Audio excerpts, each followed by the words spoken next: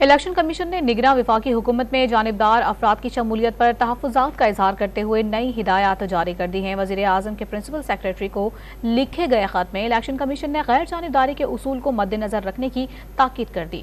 Senior تجزیہ کار زاہد حسین نے نگراں حکومت کے طرز عمل کو جانبدار قرار دیتے ہوئے الیکشن کمیشن کی اب تک کی خاموشی پر بھی سوالات اٹھا دیے۔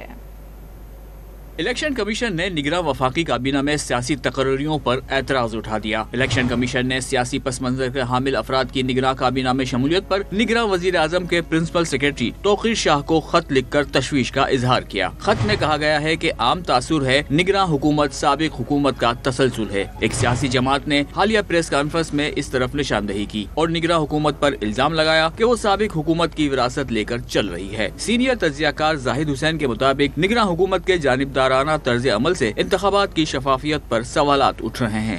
اوورآل کیئر ٹیکر گورنمنٹ کی اس وقت جو صورتحال ہمیں نظر آتی ہے اس سے بہت مختلف ہے۔ آپ یہ بات صحیح ہے کہ جو بہت سارے ایسے لوگ ہیں جن کی ایک وابستگی سیاسی طور پہ رہی ہے تو وہ خود ایک لحاظ سے مشکوک بنا دیتی ہے کہ الیکشن جو ہے فری اور فیئر ہوں گے۔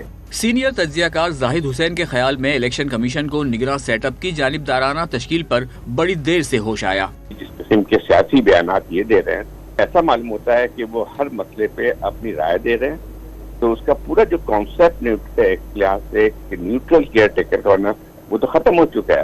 اور میرے خیال الیکشن کمیشن نے بہت دیر کی ہے کہ اپنے جو اعتراضات اٹھانے میں۔ الیکشن کمیشن کی جانب سے نگراں حکومت کو لکھے گئے خط میں ہدایات دی گئی ہے کہ کابینہ میں ایسے ارکان کا تقرر نہ کیا جائے جن کی سیاسی وابستگی ہو۔ سینئر سول سرونٹس کی اہم عہدوں پر تقرری کے وقت بھی غیر جانبداری کو اہمیت دی جائے۔